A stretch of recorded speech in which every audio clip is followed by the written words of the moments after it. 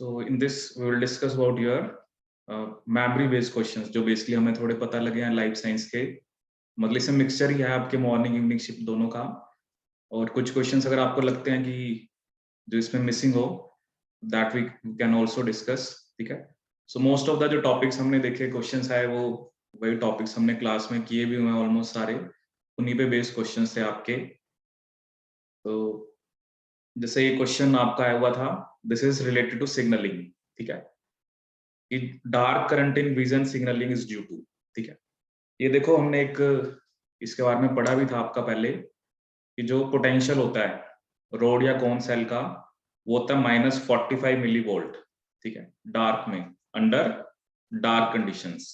ठीक है, लेकिन जैसे लाइट पड़ती है या in the presence of light ये कितना हो जाता है -75 मिली वोल्ट। ठीक है, तो ये कंसेप्ट हमने आपका पढ़ा था।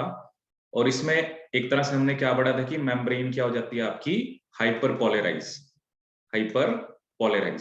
ठीक है, और उसका रीजन क्या था कि जो हाइपर पोलेराइज होती है, ठीक है, तो जैसे ये इमेज में शो कर रखा है कि लाइट की प्रेजेंस में जैसे सोडियम आपका अंदर की तरफ आता है। ठीक है, इसको हम क्या शो करते थे आपका outer segment, this is outer segment.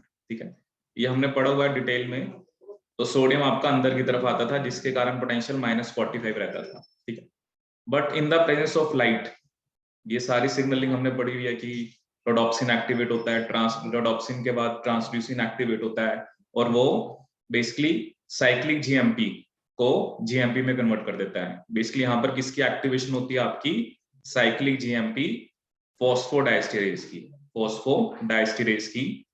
सो उस केस में आपका एक तरह से जो इनफ्लक्स था सोडियम आयन का वो एक तरह से बंद हो गया था, क्योंकि ये जो चैनल होता है this is cyclic GMP gated ion channel. ठीक है, सो इसमें अब वही है कि डार्क करंट जो है वो बेसिकली इसी कारण है कि जो सोडियम आपका इनफ्लक्स हो रहा है आउटर सेगमेंट में, क्योंकि लाइट की प्रेजेंस में तो वो जो सोडियम का इनफ्लक्स है एक तरह से वो क्या हो जाता है आपका खत्म हो जाता है। एक तरह से वो बेसिकली सोडियम जो बाहर थे वो अंदर की तरफ नहीं आ पाते, जिसके कारण आपकी मेम्ब्रेन क्या हो जाती है हाइपरपोलराइज। ठीक है, so this is a question based on your signalling जो विजन का मैकेनिज्म है। ठीक है, चाहे आप इसको सिग्नलिंग का क्वेश्चन लगा लो चाहे एनिमल फिजियो का लगा लो, तो और बहुत बारी पहले भी नेट के अंदर गेट के अंदर ये सब इस कंसेप्ट पे क्वेश्चन आपका आ रखा है। ठीक है, तो आउटर सेगमेंट में ये होता है और इनर सेगमेंट में हमने पढ़ा था आपका सोडियम पोटेशियम एटीपेज होता है।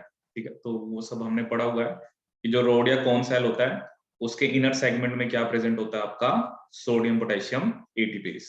ठीक है, तो ये सब हमने पढ़ा था। तो उसी से रिलेटेड क्वेश्चन था कि ये जो पोटेंशियल है कि -45 लाइट डार्क की प्रेजेंस में और लाइट में वो -75 हो जाता है, that is just due to उसका रीजन यही होता है ये जो cyclic GMP gated ion channel है ये आपका क्लोज हो जाता है। ठीक है, सो एक क्वेश्चन ये आया हुआ था।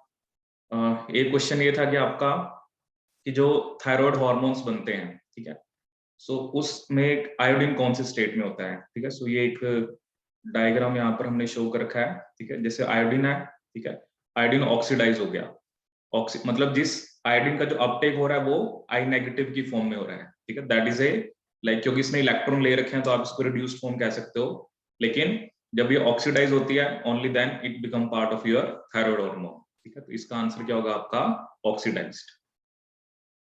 Now which complex is responsible for chromatin condensation.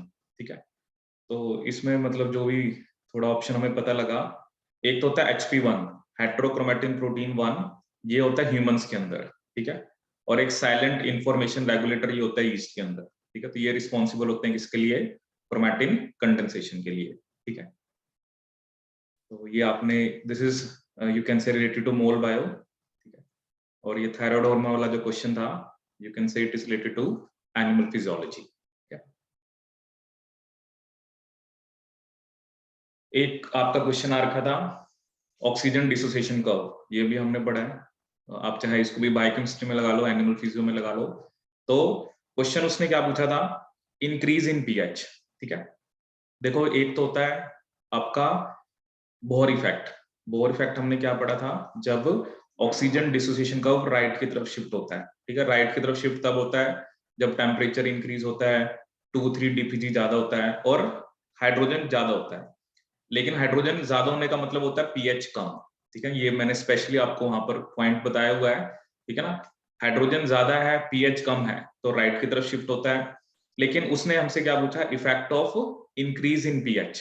तो इंक्रीज इन pH में हाइड्रोजन आयन जितने कम होंगे उतनी pH क्या होगी, ज्यादा। उस केस में वो लेफ्ट की तरफ शिफ्ट करेगा, ठीक है। या आप ये कह सकते हो हीमोग्लोबिन की ऑक्सीजन के लिए जो एफिनिटी है वो आपकी इंक्रीज होगी, ठीक है। ये इस पे क्वेश्चन आ रखा था, ठीक है।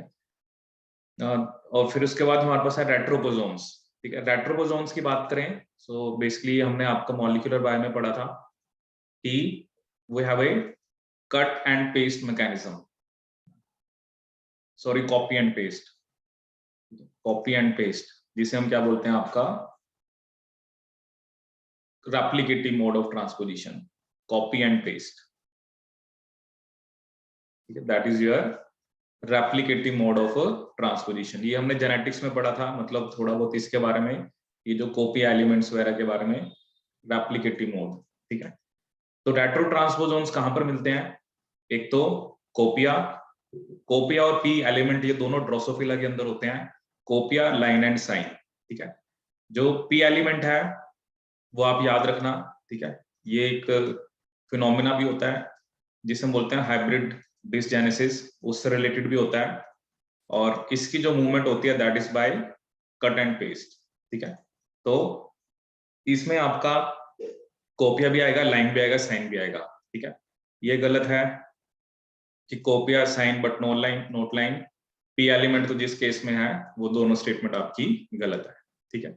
So that is retroposons are found in basically copy of Drosophila, ठीक है। ये अगर आप जेनेटिक्स की बुकलेट जो मैंने आपको दी है उसमें देखोगे लास्ट पेज पे मेंशन्ड है, कोपिया के बारे में भी, पी एलिमेंट के बारे में भी, ठीक है। लास्ट टॉपिक जो था वो आपका ट्रांसपोसोम्स के ऊपर था, ठीक है। बेसिक हमने ट्रांसपोसोम्स का मॉलिक्यूलर बायो में पढ़ा था, बट जो एक तरह से ये जो पर्टिकुलर कोपिया और पी एलिमेंट्स की बात है, आप जेनेटिक्स की बुकलेट में जो लास्ट में आपका पेज है उस पे ये चीज आपकी मेंशन्ड है। अब ऐसे ही ये क्वेश्चन, ये हार्डी विनबर्ग का, होमोजाइगस जो रिसेसिव है उसकी फ्रीक्वेंसी कितनी है, 0.04, ठीक है। तो हमें परसेंट ऑफ होमोजाइगस डोमिनेंट बताना था, ठीक है।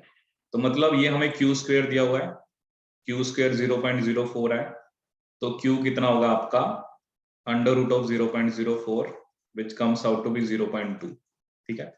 तो यहाँ से पी कितना आ जाएगा 0.8, और हमें परसेंटेज बतानी थी, तो पी स्क्वायर कितना आ जाएगा 0.8 का स्क्वायर दैट इज 0.64, और क्योंकि होमोजाइगस डोमिनेंट उसने बस पूछे हैं, तो हमें हमारा जो मोटिव है वो हमें सिर्फ होमोजाइगस डोमिनेंट, ठीक है।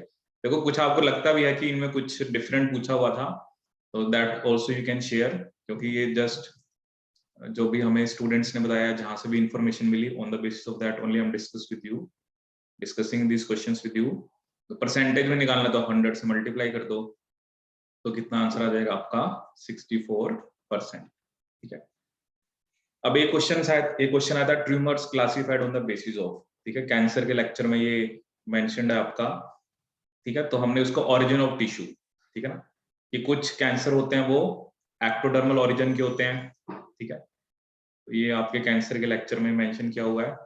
कुछ कैंसर जो होते हैं वो एंडोडर्मल ओरिजिन के होते हैं, और कुछ होते हैं मेसोडर्मल ओरिजिन के, ठीक है। एक्टोडर्मल, एंडोडर्मल एंड मेसोडर्मल, ठीक है। So we have classified tumours on the basis of their origin, ठीक है, कि कौन से टिश्यू से वो ओरिजिनेट करते हैं, ठीक है। तो ये आपका पूछा हुआ था, ठीक है। मोस्ट ऑफ द कंसेप्ट्स आप देख रहे हो, ठीक है। अब बेसिकली जो हमें पता लगे हैं हम वही सब चीजें डिस्कस कर रहे हैं।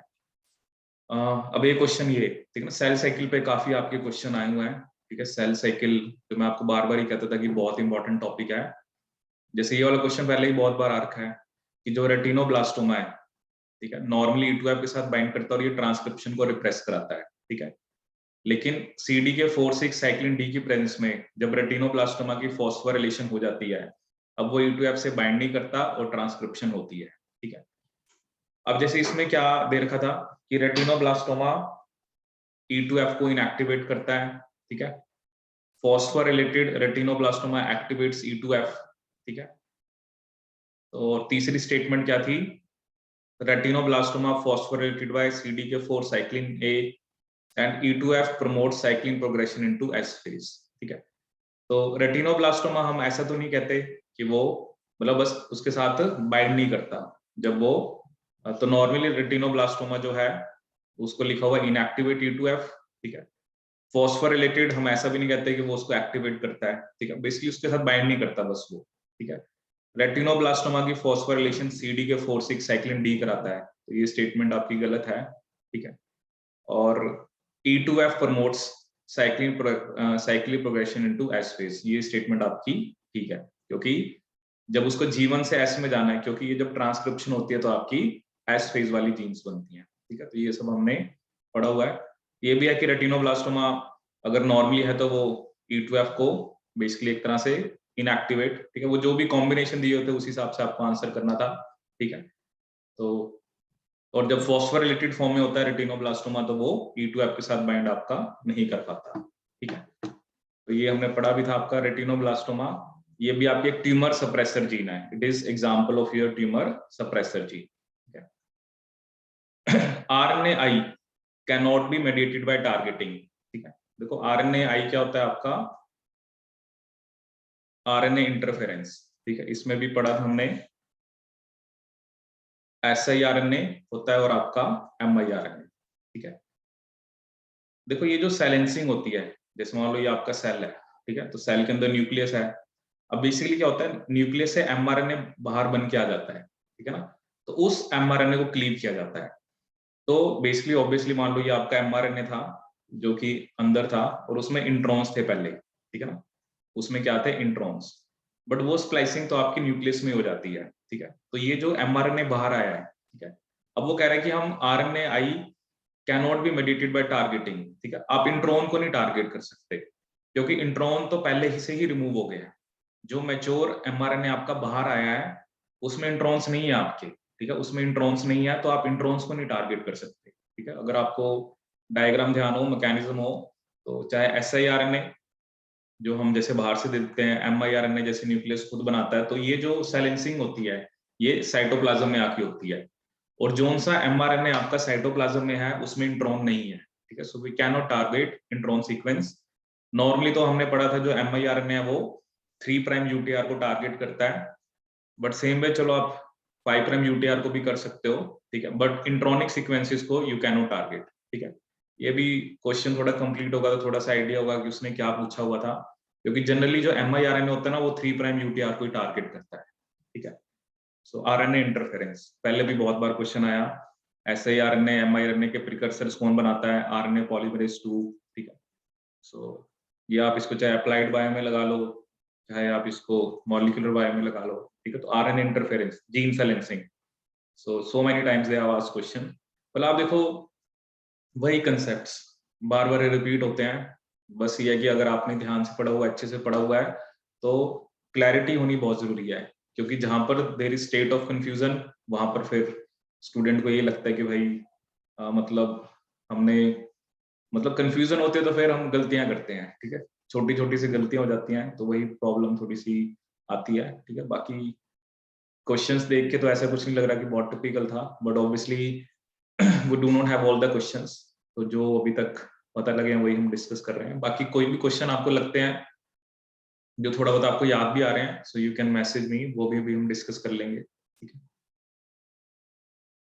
सो ये आया था व्हाट हैपेंस CCA को हम रिमूव कर दें, ठीक है। देखो CCA ये तो वैसे भी हमने पढ़ा था कि CCA को होना जरूरी है, कि अगर जैसे कोई tRNA होता है अगर उसमें CCA नहीं होता, बाद में एक एंजाइम होता है tRNA न्यूक्लियोटाइड ट्रांसफेरेज, ठीक है ना, जिसका काम क्या होता है CCA को ऐड करना, ठीक है ना। अगर मान लो कोई tRNA बना, उसके अंदर CCA मान लो नहीं है, ठीक है, तो tRNA न्यूक्लियोटाइड ट्रांसफेरेज क्या करता है आपका, बेसिकली उसमें CCA को ऐड करता है, ठीक है। अगर आप CCA को रिमूव कर दोगे तो ऑब्वियसली आपका अमीनो एसिड अटैच नहीं हो पाएगा, ठीक है। और ये भी आपको याद रखना है tRNA और अमीनो एसिड के बीच में कौन सा बॉन्ड होता है आपका एस्टर बॉन्ड, ठीक है। अब एक क्वेश्चन ये आ रखा था आपका, this is from technique DDNTP, ये जो आपका सेंगर मेथड होता है, that is of DNA sequencing, ठीक है। इनकरेक्ट मैच हमें बताना था, तो ये तो करेक्ट है।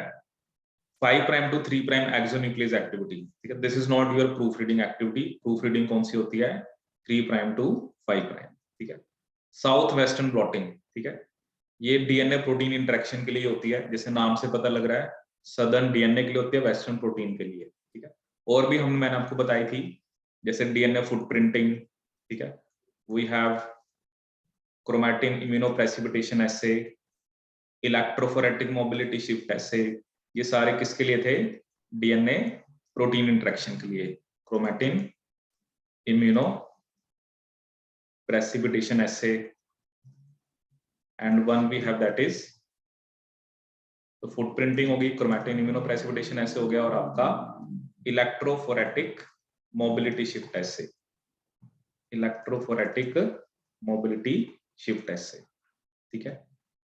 तो ये दीज आर अदर टेक्निक्स जिससे आप डीएनए प्रोटीन की इंटरेक्शन को स्टडी कर सकते हो। ईस्ट टू हाइब्रिड, एक ईस्ट टू हाइब्रिड मैंने आपको बताया था और एक बताया था फास्ट डिस्प्ले, ठीक है। दोनों के दोनों हम किसके लिए यूज करते हैं? To study protein protein interaction, ठीक है। ये हमने आरडीटी में आपका पढ़ा था, ठीक है। तो ये क्वेश्चंस कुछ आए हुए हैं आपके। इसके अलावा अगर हम नेक्स्ट देखें, आपका एक क्वेश्चन जो मुझे मतलब ये देखने को मिला था कि फॉस्फोफ्रक्टोकाइनेज को कौन एक्टिवेट करता है, तो ये भी हमने इमेज देखी हुई है बहुत बारी। ग्लाइकोलिसिस की रेगुलेशन पे प्रीवियस ईयर में भी क्वेश्चन पूछा हुआ है। तो फ्रक्टोज 2,6 बाइफॉस्फेट हो गया आपका, ठीक है। आपका एएमपी, ये दोनों फॉस्फोफ्रक्टोकाइनेज को स्टिमुलेट करते हैं, लेकिन एटीपी आपका सिट्रेट और हाइड्रोजन इनहिबिट करते हैं, ठीक है। तो ऑब्वियसली एक्टिवेटेड था, तो जो भी क्वेश्चन में दिया होगा obviously that will be in context of fructose 2,6 biphosphate and other is your basically AMP, ठीक है। इसके अलावा फिर एक G1 to S transition is regulated by, ठीक है ना, ये भी हमने पढ़ा हुआ है। जैसे CD के 4,6 साइक्लिन D होता है और CD के 2 साइक्लिन E होता है, ठीक है। ये क्या करते हैं? आपका रेगुलेट करते हैं, ठीक है।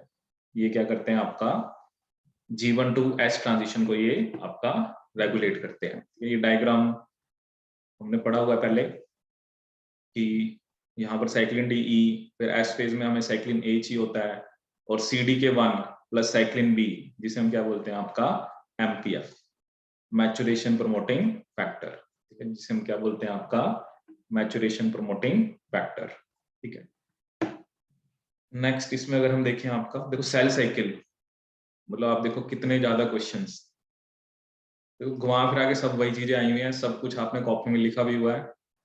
अब एक क्वेश्चन ये आया हुआ था, FES is not found in, ठीक है, this is a very basic diagram. जैसे कॉम्प्लेक्स 1 होता है NADH हाइड्रोजनेज, उसमें FES है। कॉम्प्लेक्स 2 साइटोक्रोम DC1, इसमें FES है। कॉम्प्लेक्स ये 3 कॉम्प्लेक्स 2 में FES है। लेकिन जो कॉम्प्लेक्स 4 होता है साइटोक्रोम C ऑक्सीडेज, ठीक है, cytochrome C oxidase, cytochrome C oxidase, ठीक है। इसमें साइटोक्रोम A होता है, A3 होता है, and we have and 2 copper centres, and 2 copper centres. तो इसके अंदर आपका FES जो है वो नहीं होता है, ठीक है। विडाल टेस्ट किसको फॉलो करता है? आपके एग्लूटिनेशन को। किसको फॉलो करता है? आपकी एग्लूटिनेशन रिएक्शन को, ठीक है। तो ये जस्ट जैसे अलग अलग रिएक्शंस होते हैं ना, कुछ एग्लूटिनेशन होता है, कोई प्रेसिपिटेशन होता है, तो ये किसको फॉलो करता है? आपके एग्लूटिनेशन को, ठीक है। सो ये भी आपका, जैसे आप क्वेश्चन देख रहे हो, इलेक्ट्रॉन ट्रांसपोर्ट चेन पे आया हुआ है, ग्लाइकोलिसिस पे क्वेश्चन आया हुआ है। ये कुछ मैच द फॉलोइंग है, ठीक है। जैसे CNBR हमने पढ़ा था, ये मिथ्योनिन के बाद कट करता है, ठीक है। ट्रिप्सिन जो CNBR है, इट कट्स आफ्टर मिथ्योनिन, ठीक है। जो आपका ट्रिप्सिन है, ये हमने पढ़ा था, ये लाइसिन और आर्जिनिन के बाद कट करता है, ठीक है। लाइसिन आर्जिनिन के बाद प्रोलिन नहीं होना चाहिए, तो ये जैसे आर्जिनिन के बाद कट कर देगा आपका ट्रिप्सिन, ठीक है। काइमोट्रिप्सिन एरोमेटिक अमीनो एसिड, जैसे फिनाइलएलानाइन टायरोसिन ट्रिप्टोफैन के बाद कट करता है, और कैस्पेजेस, ये जनरली एस्पार्टिक एसिड के बाद कट करते हैं, ठीक है ना। कैस्पेजेस नाम ही किससे आया है, सिस्टीन एंड एस्पार्टिक एसिड से। ये कुछ प्लांट से रिलेटेड थी, डिजीज वगैरह पे क्वेश्चन आपका आया हुआ था कि जैसे मैच द फॉलोइंग, कि ये डिजीज है तो बेसिकली उसका कॉजेटिव एजेंट क्या है, उससे रिलेटेड था, ठीक है। ये बाकी मैम आपके साथ घोस्ट ऑफ माउंटेन्स क्या होता है ये भी मैम डिस्कस कर लेंगे, ठीक है। सिग्मा फैक्टर हमने पढ़ा था हीट शॉक प्रोटीन्स के लिए, दैट इज सिग्मा 32, ठीक है। तो ये आईटी जैम के एग्जाम में भी इस बार आया हुआ था, ठीक है। हमने पढ़ा था जो सबसे कॉमन होता है दैट इज सिग्मा 70, ठीक है। और जो हीट शॉक प्रोटीन से रिलेटेड होता है दैट इज सिग्मा 32। ये भी पहले एग्जाम में आया हुआ क्वेश्चन है, ठीक है। देखो अब तो इतने एग्जाम हो चुके हैं कि वही कंसेप्ट्स बार बार याद कर रिपीट हो रहे हैं। इट्स लाइक कि आपको क्वेश्चंस वो पिक करने होते हैं, ठीक है, जो आपने अच्छे से पढ़ा हुआ है। ये पढ़ लिया हमने आपका, ठीक है। एक कैंसर और कैंसर स्टेम सेल से रिलेटेड क्वेश्चन आया हुआ था, ठीक है। तो ये जैसे मैंने एक दो इमेज में शो किया कि क्या डिफरेंस होता है। जैसे एक तो कैंसर एपिथेलियल से कैंसर स्टेम सेल, इसे बोलते हैं हम एपिथेलियल मेसेनकाइमल ट्रांजिशन, ठीक है। लेकिन अगर कैंसर स्टेम सेल से कैंसर एपिथेलियल सेल बनता है तो उसे हम क्या बोलते हैं, मेसेनकाइमल एपिथेलियल ट्रांजिशन, ठीक है।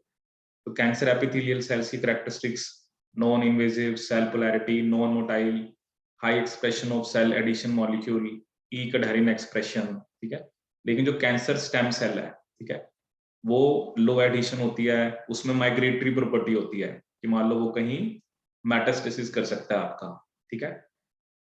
इसके अलावा स्टेम सेल लाइक बिहेवियर होता है, ठीक है, हाईली मोबाइल होता है, ठीक है। जैसे एपिथेलियल सेल देख रहे हो आप वो वहीं पर है, ठीक है, but this is one of the case in you can से कि जो मेटास्टेसिस होता है उसमें एपिथेलियल मेसेनकाइमल ट्रांजिशन होता है, ठीक है। Decreased expression of cell adhesion molecule and decrease in epithelial marker E cadherin, ठीक है। तो इससे रिलेटेड जो भी, मुझे क्वेश्चन तो नहीं पता क्या हुआ है, बट थोड़ा सा मैंने आपको बताया कि cancer versus cancer stem cell, ठीक है। एक क्वेश्चन आपका PI value, isoelectric point of lysine कैसे कैलकुलेट करते हैं। तो सिंपली इसमें आपको क्या करना था कि हमें पता ही है कि हमें, क्योंकि एक तो आपकी साइड चेन, ठीक है ना, ये जो वैल्यू थी ये हमने पढ़ा हुआ है कि ये साइड चेन की वैल्यू है, और ये आपके जो 2.17 है वो COH की है, क्योंकि इस पे ये लूज करता है। 9.04 जो है आपकी वो साइड चेन की वैल्यू है, सॉरी इसकी जो ये अल्फा, अल्फा जो कार्बन उसकी, और ये एप्सिलॉन की आपकी 12.48, ठीक है। तो इसमें हमें पता है पीआई हमें कैसे कैलकुलेट करना होता है। आपने एक तो साइड चेन की वैल्यू लेनी है, और जैसा साइड चेन का नेचर है दूसरी वैल्यू वो लेनी है, उसको 2 से डिवाइड कर देना है, ठीक है। That is simply pi value. ये भी हमने सिंपली करा था सभी अमीनो एसिड्स के बारे में, क्योंकि जनरली जो एसिडिक हो गए, बेसिक हो गए, और इसके अलावा एक था थ्रियोनिन, सॉरी एक टायरोसिन और एक सिस्टीन, इन्हीं की 3 वैल्यूज होती हैं, बाकी सबकी तो आपको 2 वैल्यूज की वन होती है, ठीक है। अब एक आधा क्वेश्चन एग्जाम में जो था वो वैक्सीन से रिलेटेड भी आया हुआ था कि जैसे मे बी इंडिया से रिलेटेड था कि इंडिया में कौन सी वैक्सीन बनी है, ठीक है। तो जैसे आपने you have heard about Covishield and Covaxin, जो जनरली इंडिया में ज्यादातर पॉपुलेशन को दी गई। कोविशील्ड बेसिकली जो ऑक्सफोर्ड एस्ट्राजेनेका ने डेवलप की थी, कोवैक्सीन भारत बायोटेक, ठीक है। सो जो मुझे लगा क्वेश्चन वो था वो कोवैक्सीन से रिलेटेड था कि वो क्या चीज है। So this is this is a vaccine from our country, ठीक है, that is Bharat Biotech which is a Hyderabad based company. उन्होंने किल्ड कोरोना वायरस को यूज किया था। भारत बायोटेक ने जो के पास जो सैंपल था वो NII, national institute of virology Pune, तो वहां पर ये था, और जब हमने ये वायरस दिया तो इम्यून सिस्टम एक्टिवेट हुआ, ठीक है।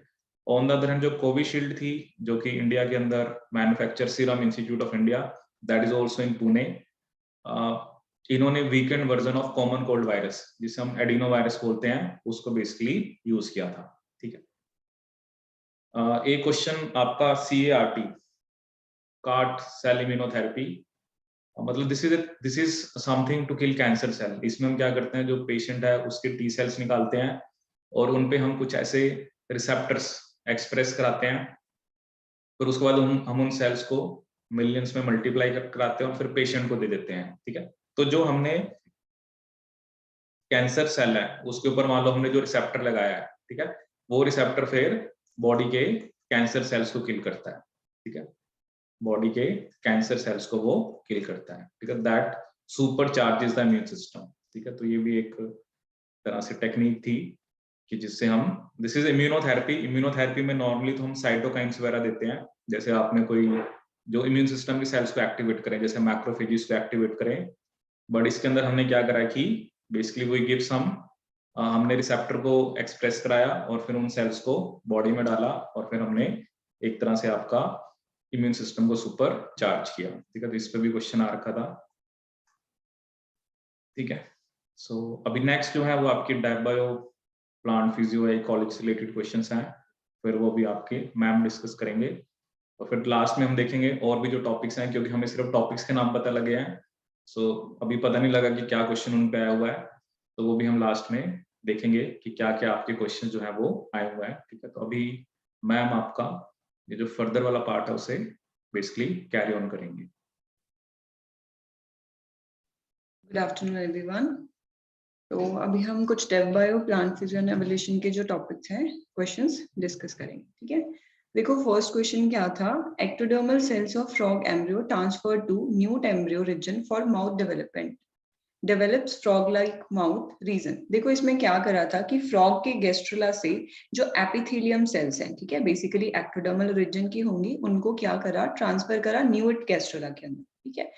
तो इसमें क्या हुआ, माउथ रीजन में ट्रांसफर करने पर जो माउथ रीजन के पार्ट्स तो बन गए लेकिन वो डोनर के टिश्यू वाले बने, ठीक है। जैसे फ्रॉग से न्यूट में डाला था तो वो फ्रॉग के माउथ पार्ट बने, ठीक है। तो इसे बताना था कि इसका रीजन क्या है, तो बेसिकली इसका रीजन है जेनेटिक स्पेसिफिसिटी, ठीक है। जेनेटिक स्पेसिफिसिटी क्यों, बिकॉज इसमें हम स्पीशीज चेंज कर रहे हैं, ठीक है, बट जो जीन्स हैं वो किसके एक्सप्रेस हो रही हैं, वो फ्रॉग के एक्सप्रेस हो रहे हैं, ना कि न्यूएट के, ठीक है। That is why the correct answer was a genetic specificity.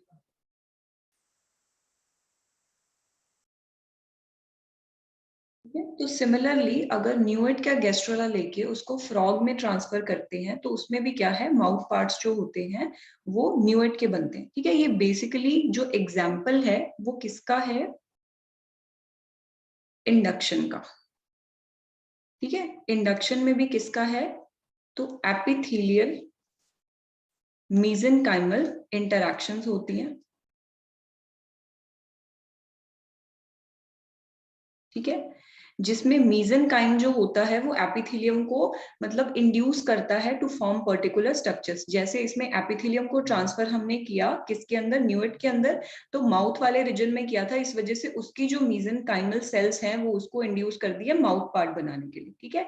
But यहाँ पे अब स्पेसिफिकली क्या आएगा, तो जेनेटिक स्पेसिफिसिटी। रीजन क्या है, स्पीशीज चेंज कर रहे हैं बट सेम पार्ट्स बन रहे हैं, ठीक है। So the correct answer was genetic specificity.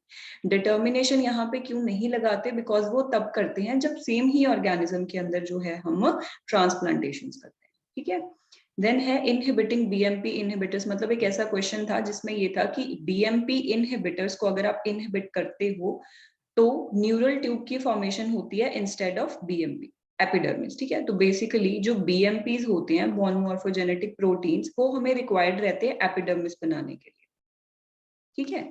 और इसी तरीके से बीएमपी इनहिबिटर हमें किस लिए रिक्वायर्ड होते हैं, अगर हमें एक्टोडर्म को न्यूरल ट्यूब के अंदर कन्वर्ट करना है, ठीक है। तो इसमें लिखा है कि बीएमपी इनहिबिटर्स को अगर आप इनहिबिट करते हो, ठीक है, तो इनका अगर आप इनहिबिशन करोगे इट मींस आपके बीएमपीस क्या रहेंगे, ऑन, ठीक है। तो उस केस में क्या बनना चाहिए, एपिडर्मिस बनना चाहिए, बट उसमें एक स्टेटमेंट थी जिसमें लिखा था कि न्यूरल ट्यूब की फॉर्मेशन होती है, तो इससे मतलब वो क्वेश्चन सॉल्व हो जाता था, ठीक है। जैसे यहाँ पे देखो बीएमपीज हैं वो क्या करते हैं, न्यूरल से एपिडर्मिस में कन्वर्ट, ठीक है, यानी कि वो एपिडर्मिस बनाने के लिए चाहिए, और बीएमपी इनहिबिटर्स इनको इनहिबिट करते हैं, ठीक है। ये एग्जांपल्स होते हैं बीएमपी इनहिबिटर्स के, नॉगिन कॉर्डिन फॉलिस्टेटिन, ये कहाँ से सिक्रीट होते हैं, तो जैसे एम्फीबियंस है उसमें ऑर्गेनाइजर रीजन होता है, ठीक है, तो वो इसको सिक्रीट करता है, और फिर पर्टिकुलर जो ये रीजन है एक्टोडर्म का वो किस में कन्वर्ट होता है, न्यूरल ट्यूब, ठीक है। तो बेसिकली इस चीज से ये क्वेश्चन सॉल्व हो रहा था, ठीक है।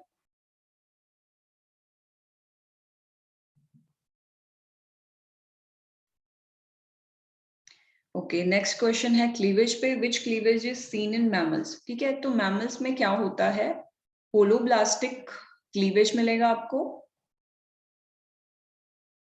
Holoblastic cleavage. ठीक है, रीजन क्या होता है कि मैमल के जो एग्स होते हैं उनका अगर हम डिस्ट्रीब्यूशन की बात करें तो आइसोलेसिथल में रखते हैं, बट जो उनका योग है ना उसको हम मान के चलते हैं कि एक्चुअल में नेग्लिजिबल ही अमाउंट होता है। ठीक है, बट इसको हम कैटेगरी किसके अंडर रखते हैं कि अगर थोड़ा बहुत है भी तो वो आइसोलेसिथल के अंडर आता है। ठीक है, तो उसमें जो पूरा का पूरा एग होता है वो प्रॉपरली डिवाइड होता है, कोई भी ऐसा रीजन नहीं है जहां पे डिवीजन नहीं होगा। ठीक है, और जो क्लीवेज का पर्टिकुलर कैरेक्टरिस्टिक होता है वो इनके अंदर रोटेशनल क्लीवेज होता है। ठीक है, जो रेडियल क्लीवेज है उसमें एग्जांपल आ जाता है जैसे इकाइनोडर्म्स हो गए। ठीक है, स्पाइरल में हमारे पास लोअर इन्वर्टिब्रेट्स आ जाते हैं।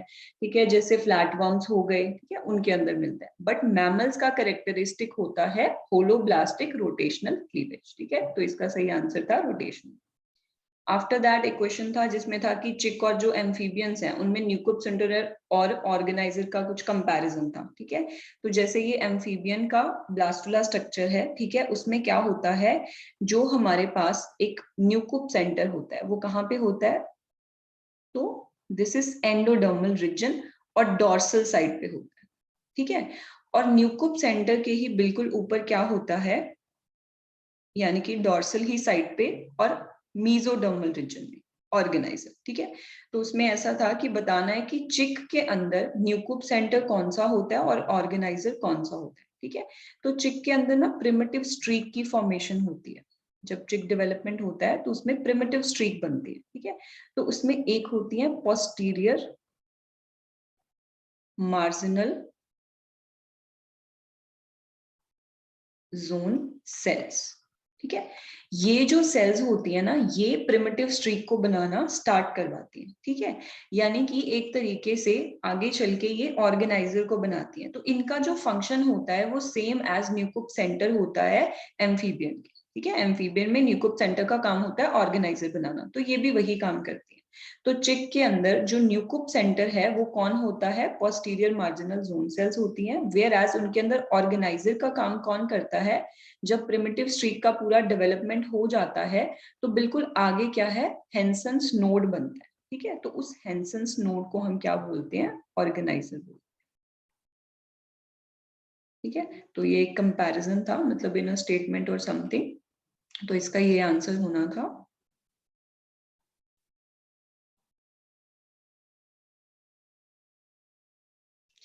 ओके, तो एक क्वेश्चन ऐसा था ड्रोसोफिला के ऊपर कि उसमें एक स्टेटमेंट थी। ठीक है, मतलब काफी सारी स्टेटमेंट्स दे रखी थी तो उसमें से एक स्टेटमेंट रॉन्ग थी, तो उसके बेस पे क्वेश्चन होना था। ठीक है, कॉम्बिनेशन दिए हुए थे, तो अगर रॉन्ग पता है तो बाकी उसमें सॉल्व हो जाता है। तो इसमें क्या है, if dorsal protein does not enter into nuclei dorsal side will not be form. देखो ड्रोसोफिला में क्या होता है, जैसे ये ओवोसाइट का स्ट्रक्चर है। ठीक है, तो इसमें क्या है, जब हमारा जर्कन प्रोटीन, ठीक है, जैसे ये पहले न्यूक्लियस जो होता है ना वो फ्यूचर पोस्टीरियर साइड पे होता है, तो उसके साथ जर्कन प्रोटीन होता है। जैसे न्यूक्लियस आगे की तरफ मूव करता है, न्यूक्लियस और जर्कन प्रोटीन साथ में मूव कर जाते हैं। ठीक है, तो जो जर्कन है वो एक पैराक्राइन सिग्नल होता है, जर्कन इज पैराक्राइन सिग्नल। तो नेबरिंग सेल्स उसको क्या है, रिसीव करती हैं। तो यहाँ पे क्या है, जो फॉलिकल सेल्स है ना उन पे रिसेप्टर्स प्रेजेंट होते हैं जर्कन के लिए, टॉर्पीडो। अब सिर्फ ये ऊपर की तरफ मूव करता है तो सिर्फ ऊपर वाली फॉलिकल सेल्स इसको रिसीव करती हैं। ठीक है, तो यहाँ पे देखो इन्होंने जर्कन और टॉर्पीडो की इंटरैक्शन दिखाई हुई है, वेयर एज नीचे की तरफ जो फॉलिकल सेल्स है वो इंटरैक्शन वहां पे नहीं है। ठीक है, तो जर्कन और टॉर्पीडो की इंटरैक्शन से क्या होता है, एक पाइप प्रोटीन है उसका सिंथेसिस इनहिबिट हो जाता है। ठीक है, तो जो ऊपर की साइड की सेल्स है वहां पे इनहिबिशन हो जाएगी, बट जो नीचे की साइड की सेल्स है वहां पे वो इनहिबिशन नहीं होती। ठीक है, तो प्रॉपर एक सीक्वेंस चलता है डिफरेंट प्रोटीन्स का। ठीक है, पाइप और न्यूडल स्नेक इस तरीके से सीक्वेंस होता है, और अल्टीमेटली क्या होता है, एक डॉर्सल प्रोटीन होता है। वो डॉर्सल ना कैक्टस के साथ लगा होता है। ठीक है, कैक्टस इस डॉर्सल को इनहिबिट करके रखता है, और पर्टिकुलर कौन से रीजन को, न्यूक्लियोलर, जो उसका न्यूक्लियर लोकलाइजेशन सिग्नल होता है। ठीक है, जिसकी वजह से उसने न्यूक्लियस में एंटर करना होता है। तो अब देखो, जब तो पाइप का सिंथेसिस नहीं होता तब ये कैक्टस डॉर्सल से बाइंड करके रखता है। ठीक है, तो वो न्यूक्लियस में एंटर नहीं करता। जिससे कौन सी साइड बनती है, डॉर्सल। और बिल्कुल ऑपोजिट एंड पे जहां पे जर्कन टॉर्बिडो की इंटरैक्शन नहीं होती, तो अल्टीमेटली जो सारा हमारा सिग्नलिंग कैस्केड चलता है वहां पे कैक्टस जो है ना उसका फॉस्फोराइलेशन हो जाता है, ठीक है, जिससे क्या होता है, डॉर्सल फ्री हो जाता है। कौन सी साइड पे होगा, नीचे वाली साइड पे, ठीक है। तो डॉर्सल का जो न्यूक्लियर लोकलाइजेशन सिग्नल है वो फ्री हो जाता है, जिसकी वजह से वो न्यूक्लियस में एंटर कर जाता है। हियर यू कैन सी नीचे वाले जो न्यूक्लियाई हैं सबके अंदर क्या है, डॉर्सल है, ठीक है, बट ऊपर वाले जो न्यूक्लियस है उनके अंदर डॉर्सल प्रोटीन नहीं है, ठीक है। तो इसका मतलब ये वेंट्रल साइड है, ये डॉर्सल है। तो ये यहां से क्लियर होता है कि जो डॉर्सल प्रोटीन है वो न्यूक्लियस में एंटर करके और वेंट्रल साइड बनवाता है, ठीक है। तो इसमें लिखा है कि अगर डॉर्सल प्रोटीन न्यूक्लियस में एंटर नहीं करता तो डॉर्सल साइड नहीं बनेगी। तो ये स्टेटमेंट क्या थी, रॉन्ग थी, बिकॉज अगर डॉर्सल न्यूक्लियस में एंटर नहीं करता तो वेंट्रल साइड की फॉर्मेशन नहीं होगी, ठीक है। डॉर्सल साइड तो बनेगी बट वेंट्रल साइड की फॉर्मेशन जो है वो नहीं होगी, ठीक है।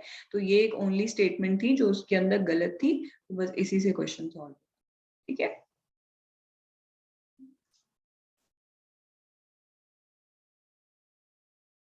ओके, नेक्स्ट क्वेश्चन में था मैच द फॉलोइंग पे कुछ क्वेश्चन था और वो टेट्रापोड के लिम्ब डेवलपमेंट में था, ठीक है। तो उसमें क्या है, जैसे ऑटोपॉड दिया हुआ था और आपके पास एपिकल एक्टोडर्मल रिज था, जोन ऑफ पोलैरिटी, ठीक है, और उसके अलावा और क्या था, प्रोग्रेस जोन दे रखा था, ठीक है। तो इनके कुछ कुछ ना करेक्टरिस्टिक दिए हुए थे तो मैच करना था।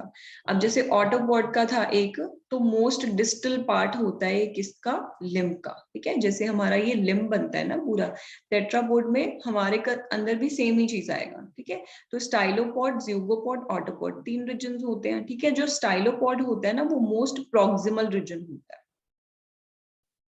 ठीक है, जैसे ह्यूमरस वाला रीजन। फिर बीच वाला रीजन जहां पे रेडियस चलना है उसको हम ज़्यूगोपॉड बोल देते हैं, और सिमिलरली जो मोस्ट डिस्टल रीजन होता है उसको हम क्या बोलते हैं, तो ऑटोपॉड बोलते हैं, ठीक है। तो एक तो मैच करने वाला ये था जिसमें डिस्टल पार्ट ऑफ लिम्ब, ठीक है।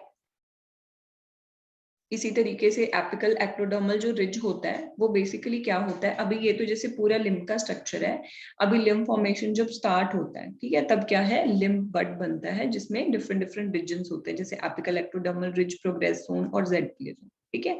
तो इसमें क्या होता है, जो एपिकल एक्टोडर्मल रिज है इसकी एक्टोडर्मल ओरिजिन होती है, ठीक है। प्रोग्रेस जोन की जो ओरिजिन है वो मीजोडर्मल होती है।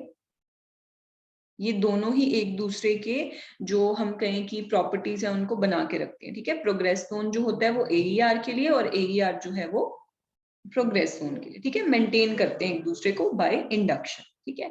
तो ये एईआर क्या होता है, एक्टोडर्मल रीजन होता है।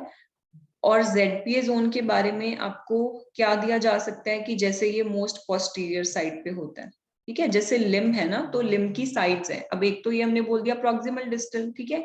इसी तरीके से अनदर एक्सिस कौन सी होती है, एंटीरियर पोस्टीरियर, ठीक है। तो जेडपीए जो जोन होता है, एक तो उसके अंदर सोनिक हेजहॉग का एक्सप्रेशन ज्यादा होता है और ये पोस्टीरियर साइड पे होता है, ठीक है। This is on the posterior side. Progress zone के बारे में क्या हो सकता है कि जैसे ये मीजनकाइमल या मीजोडर्मल टिश्यू होता है, ठीक है, लूजली अरेंज्ड मीजनकाइमल टिश्यू, तो मतलब इस तरीके से इनके कैरेक्टरिस्टिक के बेस पे इनको मैच करना था, ठीक है।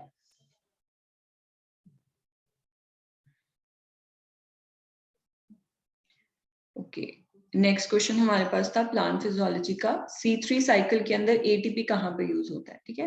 तो देखो C3 साइकिल या कैल्विन बेंसन साइकिल में क्या होता है, 3 पर्टिकुलर फेजेस होती हैं। पहले को हम कार्बोक्सिलेशन बोलते हैं जिसमें कार्बन फिक्सेशन होता है, ठीक है। ये क्या है, फोटोसिंथेसिस की जो डार्क रिएक्शन है, ठीक है।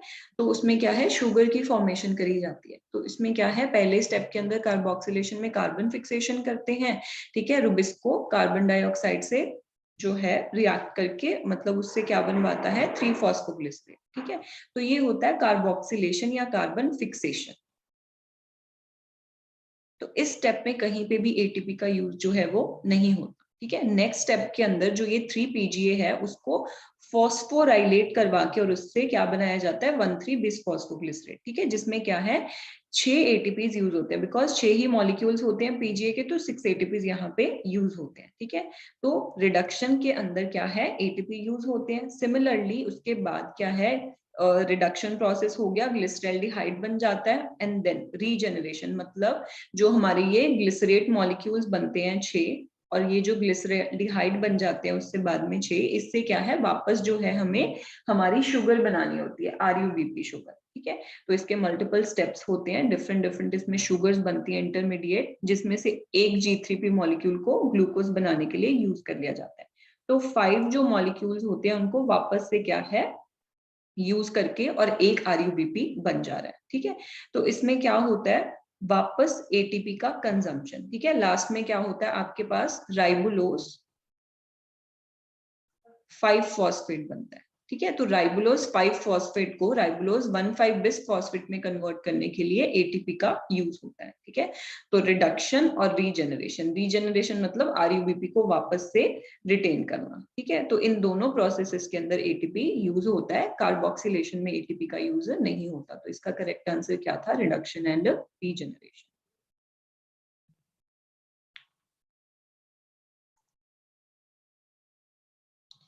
ठीक है। उसके बाद क्वेश्चन था कि जो रुबिस्को एंजाइम है उसकी स्मॉलर एंड लार्जर सब यूनिट कहाँ से एनकोड होती है, ठीक है। तो रुबिस्को की जो स्मॉलर सब यूनिट है वो न्यूक्लियर जीनोम में बनती है, ठीक है, यानी कि इसके लिए जो जीन्स हैं वो न्यूक्लियर जीनोम में होते हैं, और लार्जर कहाँ पे बनेगी तो क्लोरोप्लास्ट के अंदर, ठीक है, क्लोरोप्लास्ट का जो अपना DNA है, ठीक है। यही रीजन होता है कि हम क्लोरोप्लास्ट को ऑटोनॉमस ऑर्गेनल बोलते हैं, बिकॉज ये सारे प्रोटीन्स को खुद से एनकोड नहीं कर सकता, ठीक है। तो कुछ एक ऐसे भी होते हैं जो न्यूक्लियस में एनकोड होते हैं, तो इसी का एग्जांपल है स्मॉलर सब यूनिट ऑफ रुबिस्को, ठीक है। ये एंजाइम रिक्वायर्ड क्लोरोप्लास्ट में है, बट इसकी जो कॉम्पोनेंट है वो कहाँ पे बन रहे हैं न्यूक्लियर जीनोम, ठीक है, इसीलिए हम इसको ऑटोनॉमस ऑर्गेनल। करेक्ट आंसर ये था इसका। आफ्टर दैट टर्पीन्स यानी कि सेकेंडरी मेटाबोलाइट्स पे कुछ क्वेश्चन आए थे। तो एक क्वेश्चन था जिसमें स्टेटमेंट थी कि जो टर्पीन की बेसिक यूनिट होती है, ठीक है, उसमें 6 कार्बन होते हैं विच इज आइसोप्रिन, ठीक है। आइसोप्रिन के अंदर 6 कार्बन है, तो ये स्टेटमेंट गलत है, बिकॉज आइसोप्रिन में कितने कार्बन होते हैं there are 5 carbon in isoprene, ठीक है। आइसोप्रिन क्या होती है this is the building block of all terpenes, building block of all terpenes, ठीक है। तो ये स्टेटमेंट गलत करते तो बाकी सारी स्टेटमेंट मतलब करेक्ट थी, ठीक है। Okay, after that terpenes and isoprene units, जैसे मैच द फॉलोइंग पे क्वेश्चन था, डिफरेंट डिफरेंट एग्जांपल्स थे। फॉर एग्जांपल स्क्वालिन है, तो ये एक ट्राई टर्पीन होती है, मतलब इसमें 30 कार्बन होते हैं, ठीक है। इसके अलावा अगर यूनिट पूछी जाती है कि कितनी यूनिट्स हैं, तो इसके अंदर क्या है एक यूनिट में 5 कार्बन है, तो टोटल 30 कार्बन, तो मतलब 6 यूनिट्स होती है, ठीक है। इसी तरीके से फार्नेसाइल डाइफॉस्फेट है, तो वो क्या होता है हमारे पास 15 कार्बन का, ठीक है। तो इसमें क्या है सिमिलरली 5 कार्बन का है तो 3 यूनिट्स हो गई, ठीक है। जेरेनाइल जो होता है इट इज ऑफ 10 कार्बन, ठीक है, तो इसमें 2 यूनिट्स ऑफ आइसोप्रिन होती हैं। तो इस तरीके से मैच द फॉलोइंग पे क्वेश्चन था, तो बताना था कि किसमें कितनी यूनिट्स होती है, ठीक है। टर्पीन के बायोसिंथेसिस पे भी क्वेश्चन आया हुआ था, तो इसके पाथवे हैं जैसे मेवलोनेट पाथवे,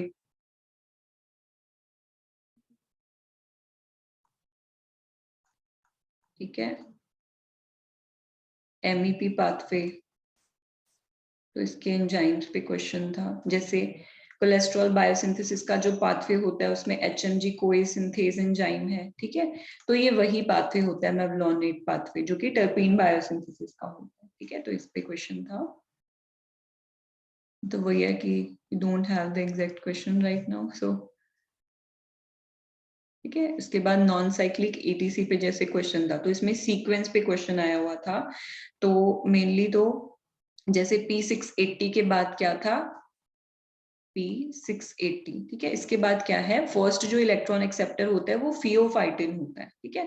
बट जो क्वेश्चन था उसमें क्या है, क्विनॉल्स दे रखे थे, ठीक है। तो ये फिर मतलब गलत चूज करना था, तो ये रॉन्ग हो जाता है, बिकॉज P680 के बाद डायरेक्टली प्लास्टोक्विनॉन्स दे रखे थे, विच इज रॉन्ग। पहला जो इलेक्ट्रॉन एक्सेप्टर होता है वो कौन होता है, फियोफाइटिन होता है, ठीक है। इसी तरीके से एक स्टेटमेंट थी जिसमें लिखा था कि P700 जो है वो प्लास्टोसाइनिन से इलेक्ट्रॉन को एक्सेप्ट कर सकता है, तो ये सही है, बिकॉज प्लास्टोसाइनिन क्या है, P700 को इलेक्ट्रॉन देता है, ठीक है। इसी तरीके से final electron acceptor NADP positive है, तो ये भी करेक्ट था, ठीक है। तो उसमें थे रॉन्ग जो है वो ये सीक्वेंस था कि P680 से जो इलेक्ट्रॉन है वो प्लास्टोक्विनॉन्स को जाता है, तो ये गलत था। फर्स्ट इलेक्ट्रॉन एक्सेप्टर क्या है, फियोफाइटिन होता है, तो ये पूरा सीक्वेंस है।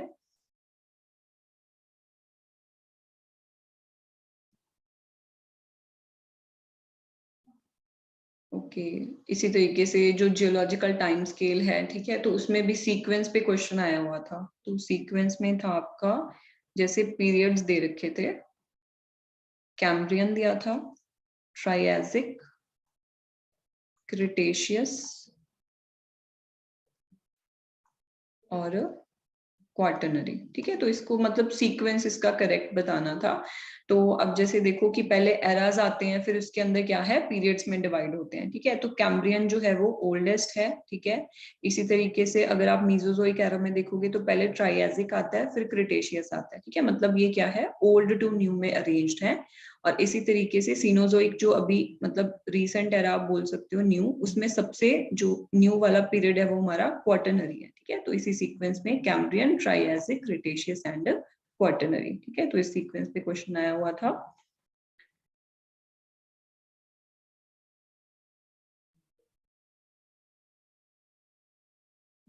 तो दिस इज मतलब these are the all question which we all have, ठीक है। इसके बाद जो भी मतलब जनरल जनरल टॉपिक पे क्वेश्चन आए हुए हैं वो आपको सर बताएंगे।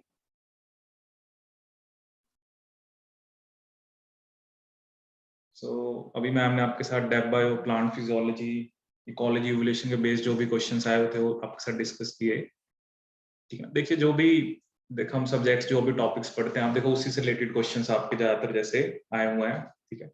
चाहे वो जैसे बायोकेमिस्ट्री में अगर आप देखो तो जैसे we have isoelectric point, Ramachandran plot, haemoglobin dissociation curve हमने देखा, glycolysis regulation, cytochrome C, cytochrome oxidase composition, hydrolytic enzymes, ठीक है। तो ये सभी टॉपिक्स पे आपके क्वेश्चंस आए हुए हैं, ठीक है। जैसे जनरली हम देखते भी हैं, कार्बोहाइड्रेट्स हम पढ़ते हैं, लिपिड्स हो गए, एंजाइम्स हो गए, आपके प्रोटीन्स वगैरह, इन सब पे आपके क्वेश्चन आए हुए हैं। इस बार ये काफी क्वेश्चन जो देखने को मिले सेल साइकिल के ऊपर, जो basically this is 4th unit, जिसमें cancer, signalling, cell cell adhesion, ठीक है।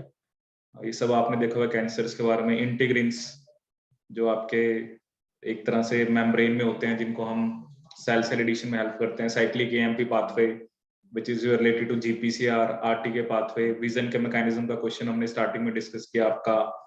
कैलमोडुलिन, रैन प्रोटीन जो होता है वो न्यूक्लियस में इंपोर्ट एक्सपोर्ट कराते हैं, ठीक है। जेनेटिक्स में अब बेसिकली वो एक जेनेटिक्स एग्जैक्ट क्वेश्चंस तो नहीं पता लगे क्या आए हैं, बट काई स्क्वायर से रिलेटेड, ब्लड ग्रुप जो आपका कोडोमिनेंस हम पढ़ते हैं, साइंस लाइंस, ड्रोसोफिला के कॉपी और पी एलिमेंट की हमने बात करी। अप्लाइड बायो आर्टरी टेक्निक्स पे विडाल टेस्ट पे हमने क्वेश्चन डिस्कस किया, कार्टी, कॉनफोकल माइक्रोस्कोपी। इस पे पहले भी एग्जाम में क्वेश्चन आ रखा है, क्योंकि किसी भी ऑब्जेक्ट की अगर आपको 3D इमेज चाहिए तो उसके लिए हम कॉनफोकल माइक्रोस्कोपी यूज करते हैं। और एक बार यही क्वेश्चन आया था कि इसके लिए जो बीम हम यूज करते हैं, इसमें लेजर बीम हम यूज करते हैं। कौन सी बीम यूज करते हैं, आपकी लेजर।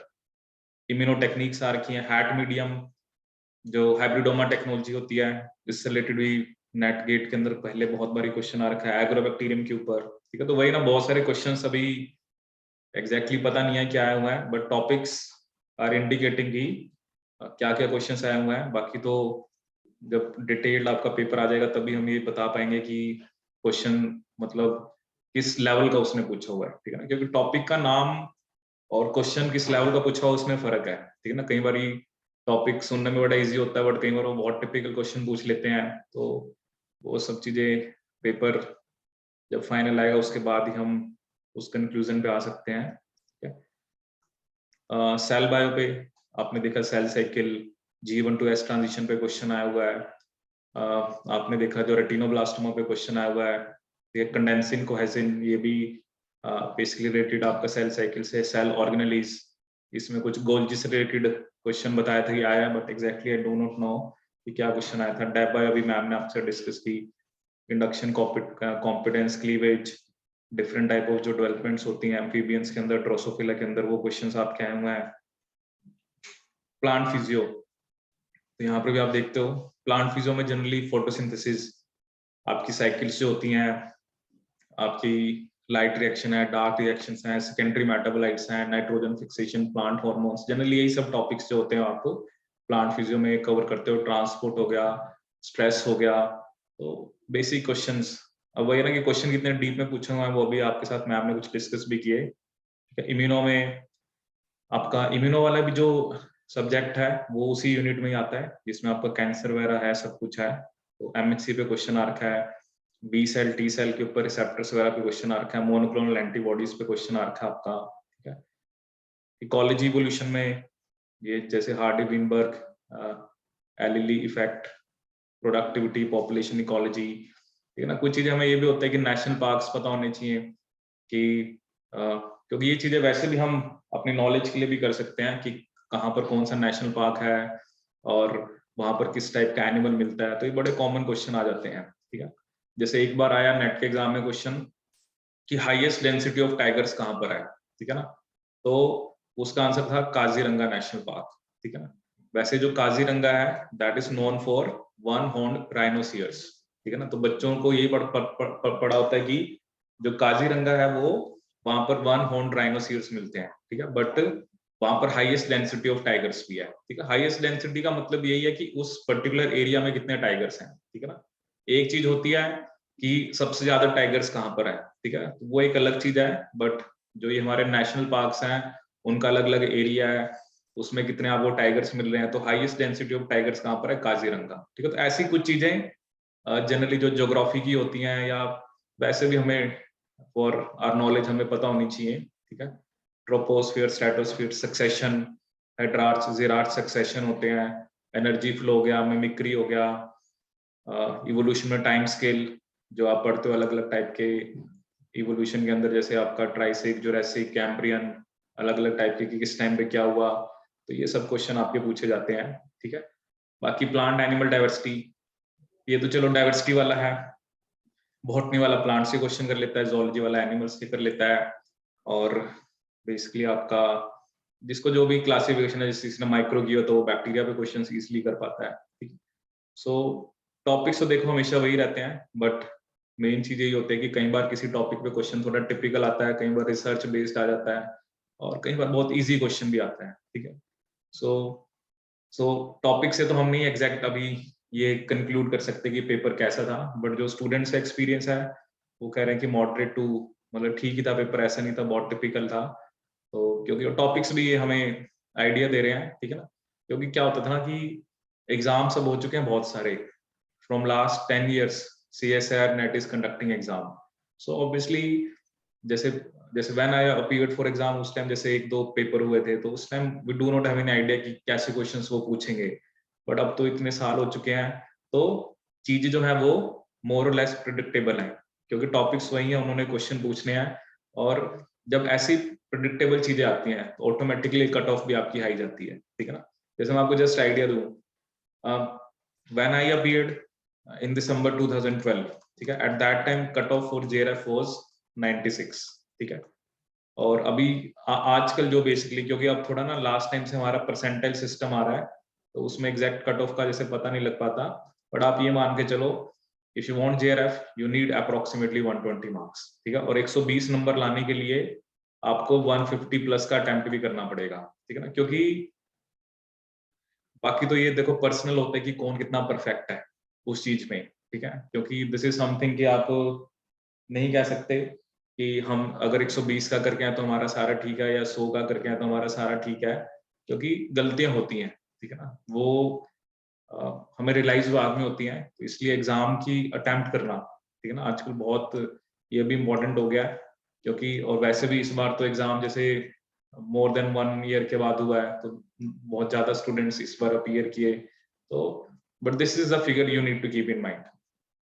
चलो चाहे जैसा भी पेपर आए, चाहे मॉडरेट है, एवरेज है, टफ है, तो 120 नंबर के अराउंड आपको दिमाग में लेके चलना है फॉर जेआरएफ। एलएस के लिए आप 10 नंबर कम लगा लो, ठीक है। सो बाकी जब पेपर आ जाएगा तो थोड़ा हमें और बेटर आइडिया होगा कि किस टाइप के क्वेश्चन वो पूछते हैं, ठीक है।